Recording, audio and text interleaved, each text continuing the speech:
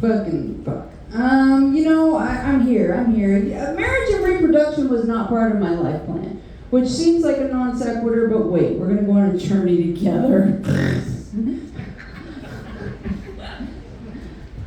I have a friend that said, you should talk more about when you were a junkie, you could make up all kinds of things. It's like, I don't have to make up shit. We did terrible, terrible things. Freak Alley. That when I walk down Freak Alley now, it's like going to your old neighborhood and seeing it gentrified. I lived on Freak Alley when it earned its fucking name, motherfuckers. It was a scary place. I see some gray hairs. They remember when that was a scary fucking alley with no goddamn lights. And I did things there that were unspeakable, things that I'm ashamed of. But one thing that really didn't bother me, we had a hustle, we had a con. I was 19 years old, I was a junkie, I weighed 98 pounds, I passed for 15.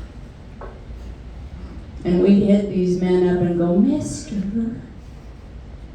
I'm a runaway, I would just do anything for $20. You know what the anything was, of course. But when he whipped out the $20, I would steal his wallet, run away. Perfect fucking crime. What is he gonna do? Call the police and go, the 15-year-old that I was gonna give $20 to blow me stole my wallet. Wasn't ashamed at all, had no problem with it, until I got cleaned up and a couple of years later got a corporate job and started recognizing some motherfuckers. Makes for an awkward day at work, let me tell ya. Any of y'all ever rage quit a job? What? You're all wholesome, clean people? I have rage quit a few jobs. And the last one, I kind of went a little over at the top. We're talking like, rip the phone out of the wall, flip the desk over, kick the door open. Fuck this place! I'm never coming back! Really off the wall. Really hard. And then I remembered, I work from home. Means I have to clean all that shit up and my daughter is traumatized. Are you still gonna make dinner? Yeah, I'll still cook dinner, but we don't have health insurance, so you're not gonna have any therapy. It's okay, she was an unplanned pregnancy, it's alright. And I'm divorced, I'll make my ex-husband pay for it anyway. I'm so fucking old to be doing this. You have no idea. I started doing this when I was 42, or 45, and I recently turned 52. Good. Woo! Don't fucking cheer that. Don't fucking cheer that. It's not like I succeeded at life. It's more accurate to say that I failed to fucking die. Alright?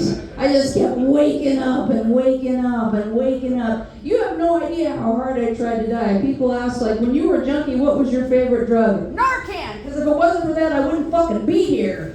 Jesus Christ.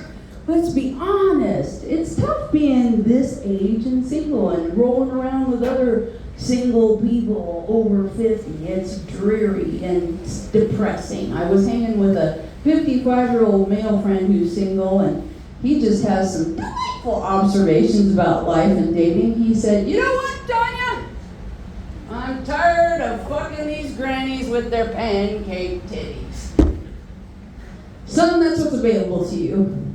That's what you get at 55, is pancake titties. And then I thought about it for a minute, and it's like, God damn. I wish I had pancake titties. Let's be honest. I mean, I at one point in my life, I weighed 310 pounds. I've breastfed children. At this point, my tits are more like a non-Newtonian fluid. If there's not pressure on them, they just kind of fucking flow. I have to sleep with a sports bra on, because if I don't, I'll wake up with a titty wrapped 3 times around my body, nibble up my ass. Bitch, I did not consent to this. What do you think you're doing? And then I have a lot of younger friends, a lot of these sweet, they're so sweet, these precious young friends that are like in the summertime, they're like, Tanya, you should go out with a bra. It's like when it's hot and sweaty, it's so refreshing. With these titties, are you insane? Typically women in my age group lose titties to cancer adventure. I would lose one to curiosity and boredom and just wander off and start booking flights on kayak for shit's sake. Bitch never takes me anywhere.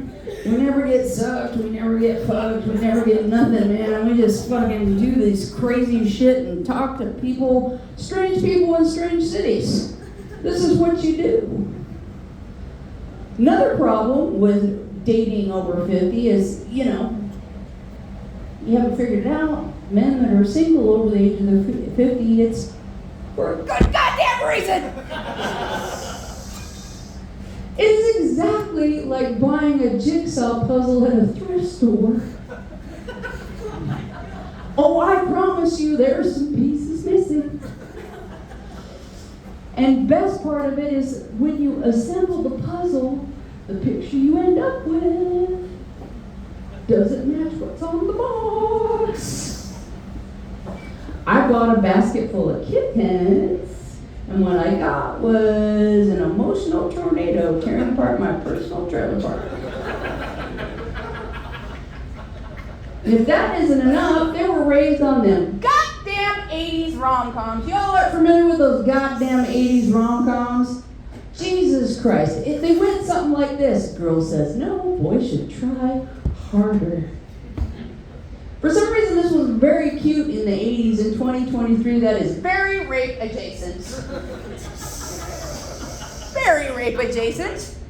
And I was dealing with one of those fuckers. He was not taking no for an answer, and he decided to go with a clever tack. This is what passed for clever to this douche canoe. He said, I know you're a gamer, I know you're a nerd. Here's what I propose. You choose the game. And if you win, I leave you alone.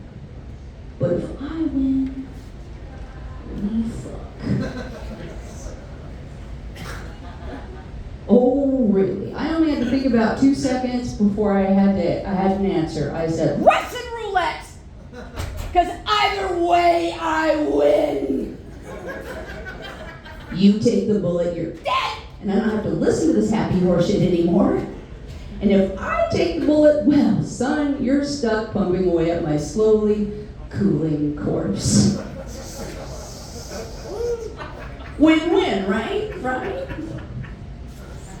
People are like, well, why don't you go after younger men? I am neither proud nor ashamed to admit, right after I divorced, I cougared up a little bit.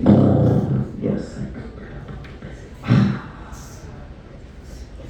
I punched a few MILF tickets, I did. I like to believe that I made some dreams come true. But not for me. Not for me at all. I have to tell y'all, after tagging a few of them, I've decided that younger men are exactly like the pockets in women's dress slacks. Shallow.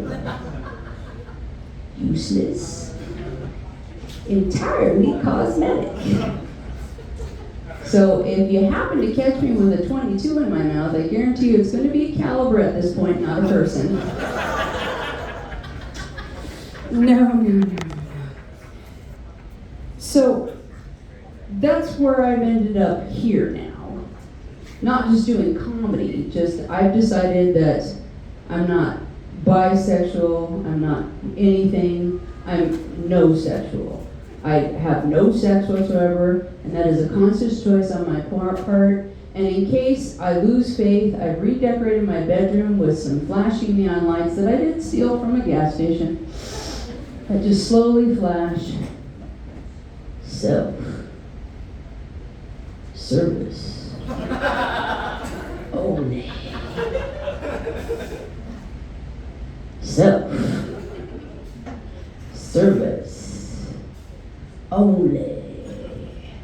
And when you say things like that out in public, especially when you have gray hair, not knowing my backstory, I have young ladies that think that I might judge them for their slut-ageist ways.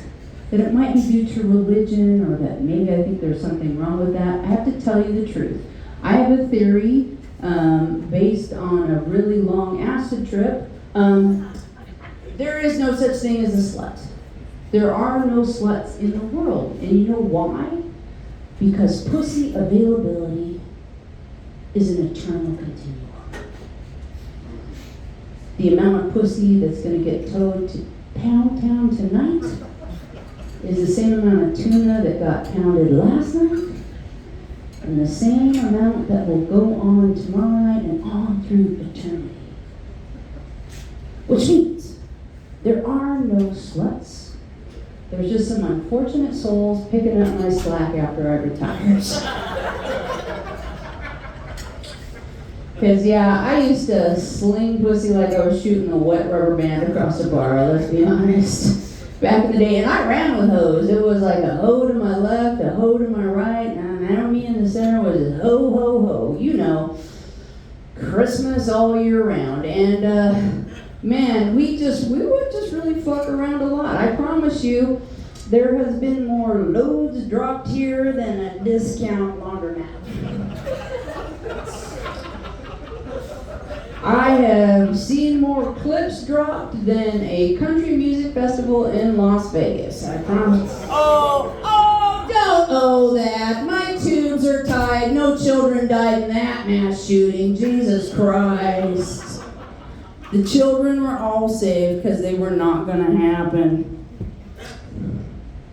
So, you know, I just don't understand, man. I think that's the problem. And I think this is a good opportunity for you gentlemen, and I use that term loosely, to educate an old bitch. Are you ready? This is going to be crowd participation. Be prepared, okay?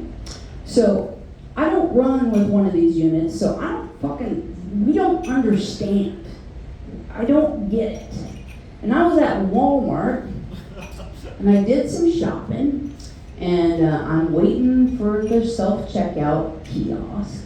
And there's this dude in front of me,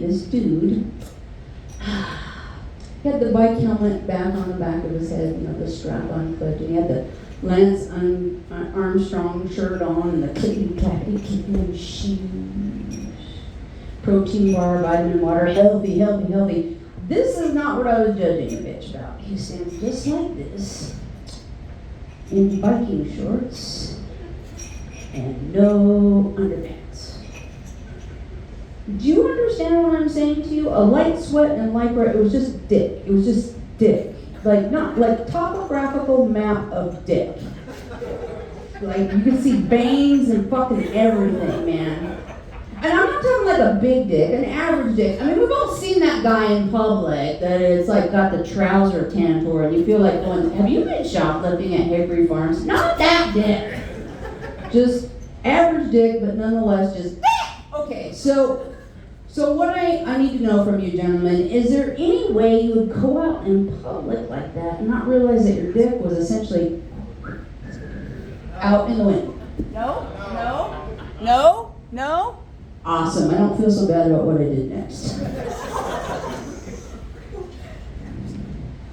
I toed up to him and I said, hi honey.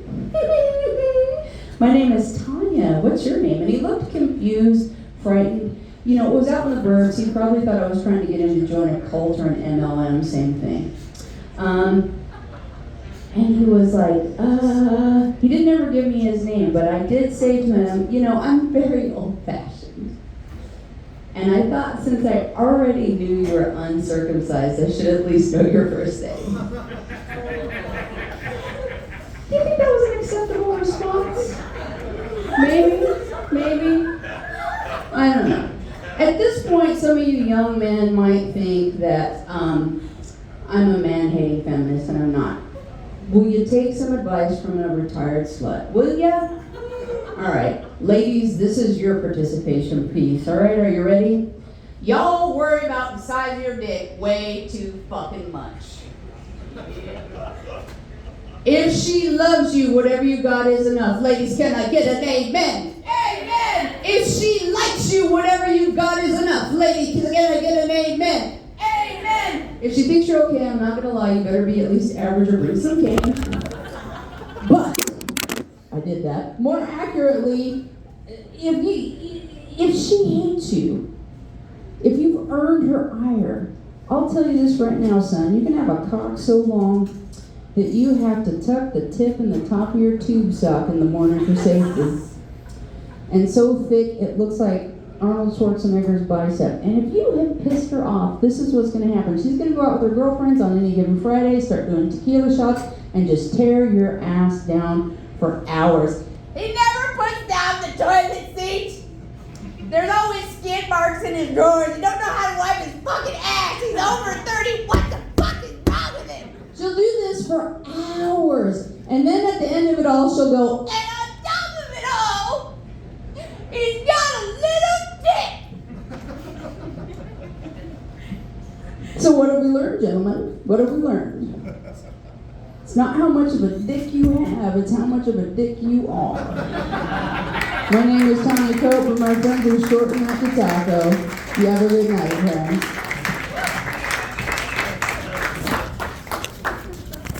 Woo! Get up for taco one more time, everybody.